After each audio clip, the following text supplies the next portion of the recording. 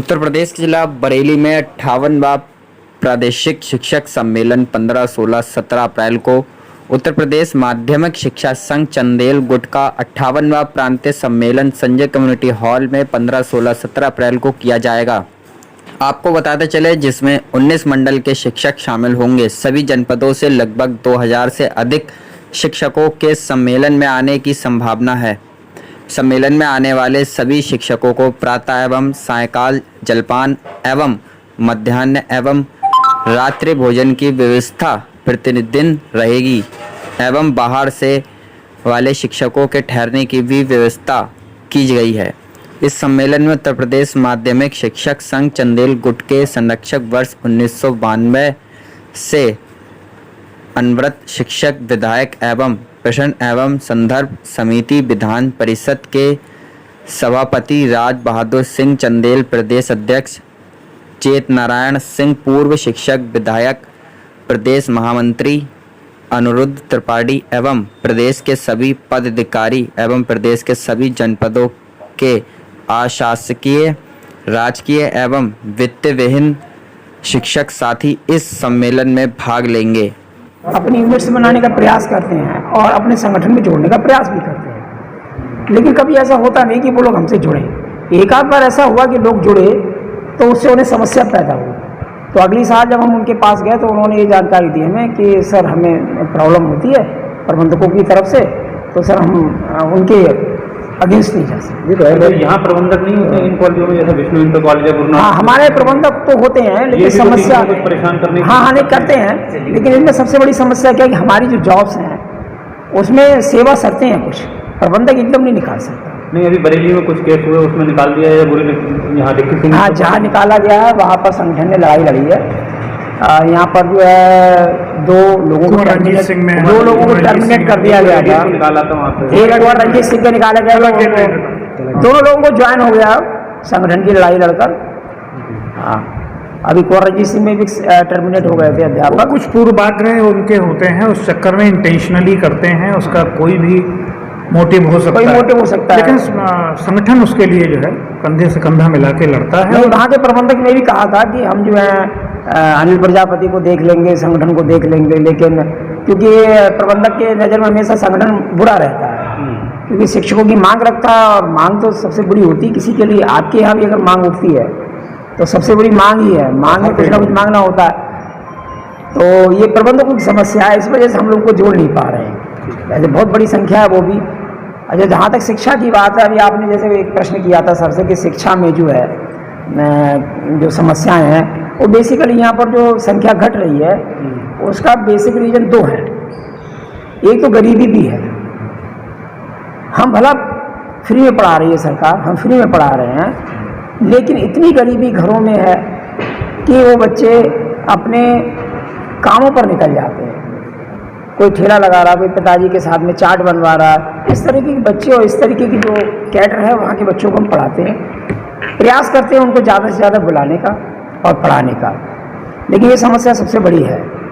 बाकी का सीबीएसई का इस समय जो है दिमाग में ये सबके छाया हुआ है कि सीबीएसई जो है वो इंग्लिश मीडियम है, इंग्लिश का ज़माना है। आपने बातों में ये जवाब दिया था हमने कि अब जो पैटर्न जो है, जैसे यूपीएससी का आप पेपर देख लीजिए, जो आईएएस का पेपर आता है तो यूपी बोर्ड का पढ़ा हुआ बच्चा उसको नहीं कर पाएगा। देखिए अब मैं बताता हूँ, पेपर ही ऐसा सीबीएसई में पैटर्न बहुत चेंज है, यूपी बोर्ड में भी वही पुराना पैटर्न चल रहा है। बच्चे का नीट का एग्जाम दे तो उसे उसके क्वेश्चन ही नहीं मिलेंगे। हाँ, ये प्रॉब्लम शिक्षा में, इसीलिए हमारी संगठन का नारा है वो ये है कि हो गरीब या हो धनवान, शिक्षा होगी एक समान। ये हमारे बैनर पर लिखा हुआ साइड से मिलेगा आपको, चंदेल ग्रुप का है आपका। हाँ, चंदेल गुट का ये स्लोगन है। ये गुट तो यहाँ बहुत सारे, लेकिन बेसिकली दो गुट जो मान्यता प्राप्त हैं, शर्मा गुट और चंदेल गुट। तो ये हमारा मेन स्लोगन ही यही है कि शिक्षा होनी चाहिए एक समान। महेश शर्मा, ये शिक्षक संघ जो हमारा है उसके हम प्रदेश के कोषाध्यक्ष हैं और सम्मेलन के संयोजक हैं। आदरणीय रस्तोगी जी सह संयोजक हैं और कंधे से कंधा मिलाकर हमारा पूरा सहयोग कर रहे हैं सम्मेलन के लिए। बाकी बरेली की जो टीम है वो भी बहुत मेहनत से लगी हुई है सम्मेलन को सफल बनाने के लिए, दिन रात लगे हुए हैं, सारी यूनिट्स घूम लिए हैं और अधिक से अधिक शिक्षक यहाँ हमारे मंडल से, बरेली मंडल से और मुरादाबाद मंडल से ज़्यादा शिक्षक होंगे। 3 दिन के कार्यक्रम की फंडिंग बजट वगैरह कैसे मैनेज करते हैं? ये हम सब लोग सहयोग से कर रहे हैं, सारे विद्यालयों से सहयोग है, कंट्रीब्यूशन है और सारे विद्यालय सहयोग कर रहे हैं। कितने समय से कितने बजे कितने घंटे का होता है कार्यक्रम? कार्यक्रम हमारा 10 बजे शुरू हो जाएगा। पहले ध्वजारोहण होगा, उसके बाद मुख्य अतिथि का स्वागत, दीप प्रज्वलन और सरस्वती वंदना के बाद कार्यक्रम शुरू होगा। शाम कितने बजे तक रहेगा? शाम को पहले दिन 9 बजे तक रहेगा। पहले दिन 3 सत्र चलेंगे। पहला उद्घाटन सत्र होगा जो 1 बजे तक चलेगा, 10 बजे से 1 बजे तक। उसके बाद भोजन अवकाश होगा। उसके बाद 3 बजे से लेकर 5 बजे तक का 2 घंटे का फिर सत्र चलेगा और शाम को प्रदेश के जो पदाधिकारी हैं उनकी बैठक होगी। तीनों दिन एक साथ रहेगा? नहीं, अगले दिन जो है 16 में खुला मंच होगा। सारे प्रदेश के जितने जिलों से लोग आए हैं उन सबको अपनी अपनी बातें कहने का मौका मिलेगा। सब अपनी अपनी परेशानियां अपने जनपद से संबंधित और अपनी बातें रखेंगे। तीसरे दिन समापन है जिसमें हमारे दोनों मंडल यानी 9 जिले जो हैं उनमें जो भी सेवानिवृत्त शिक्षक अभी 31 मार्च को हैं उनका स्वागत सम्मान किया जाएगा और जो हमारे दोनों मंडलों से सक्रिय कार्यकर्ता हैं, पदाधिकारी हैं जिन्होंने पूरी मेहनत की है उनको भी सम्मानित किया। और 15 और 16 2 दिन सांस्कृतिक कार्यक्रम भी होंगे शाम को, जिसमें लोग बैठे और अपना शिक्षक ही लोग उसमें शामिल होंगे, बाहर की कोई पार्टियां नहीं होंगी। बहुत सारे सर एक सवाल पूछना चाहता हूँ, उत्तर प्रदेश की विद्यालय में व्यवसायिक शिक्षा चल रही है, उसके बारे में क्या कहना है? व्यवसायिक शिक्षा के बारे में 3 बार मुख्यमंत्री से मिल चुके हैं और अभी कोई सकारात्मक बात उनसे नहीं हो पाई है। वो इस पक्ष में है कि आप लोगों का, इन लोगों का मानदेय बढ़ाया जाए और जो साधारण शिक्षक के बराबर उनको वेतन दिया। वेतन मान देने पर तो राजी अभी नहीं है, मगर मानदेय बढ़ाने पर आए। ये प्रत्येक वर्ष हम लोगों का सम्मेलन होता है प्रदेश स्तरीय। पिछले वर्ष ये शुक्रताल जिला मुजफ्फरनगर में पड़ा था और इस बार हमारे बरेली जनपद में संजय कमेटी हॉल में ये 15, 16 और 17 अप्रैल को होने जा रहा है। और ये एक तरह से हम शिक्षकों का महाकुंभ भी है जो प्रत्येक वर्ष होता है। और इसका उद्देश्य ये है कि चूँकि सभी साथी हर जनपद से नहीं जा पाते हैं, कुछ ही साथी जा पाते हैं, इसलिए बारी बारी से किसी न किसी जनपद में ये होता है और अधिकांश लोग संगठन की नीतियों, संगठन के संघर्षों को संबंध में नज़दीकी से जान समझ सकें, संगठन उनके लिए क्या संघर्ष कर रहा है। और ये 3 दिन का जो सम्मेलन होता है इसमें जो गतिविधियां होती हैं शिक्षा से संबंधित पिछली और भविष्य की संभावनाएं और पीछे जो हम लोगों की उपलब्धियां रही हैं, संगठन की उपलब्धियां रही हैं, उन पर चर्चा होती है। जो समस्याएं होती हैं उनको भी, जो भी जनपद आते हैं, जो शिक्षक साथी आते हैं, जो प्रतिभा करते हैं, वो सब अपनी अपनी समस्याओं को नोट कराते हैं।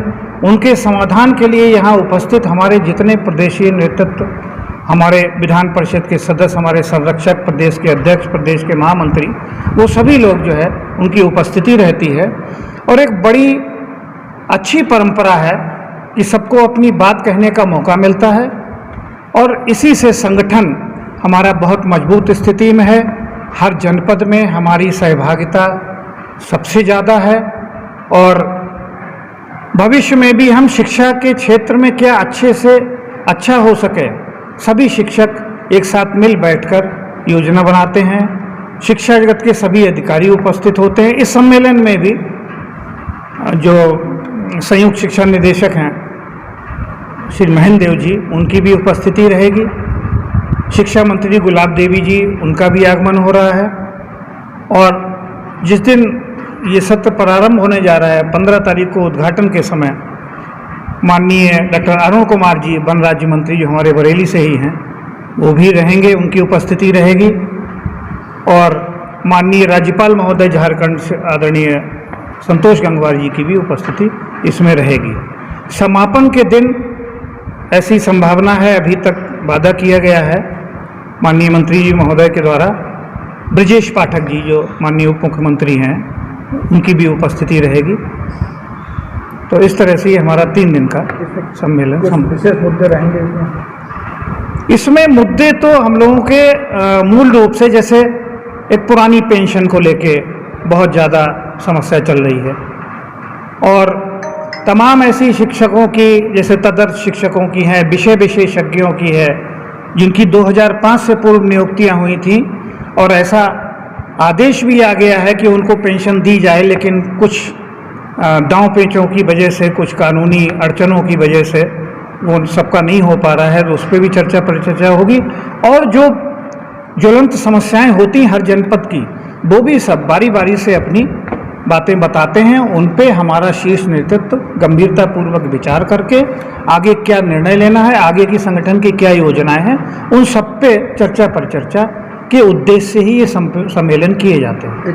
कितने वर्ष बाद होता है सम्मेलन आपका? प्रत्येक वर्ष होता है। कहाँ कहाँ से इसमें शिक्षक शामिल होंगे? इसमें पूरे प्रदेश से आएंगे। जैसे इधर आप पूर्वांचल से ले लें तो वाराणसी मंडल है, प्रयागराज मंडल है, 19 मंडलों से। अयोध्या मंडल है, टोटल 19 मंडल, गोरखपुर मंडल, इधर पश्चिम से हमारे मेरठ मंडल, मुरादाबाद मंडल, बरेली तो पूरा मंडल रहेगा ही रहेगा।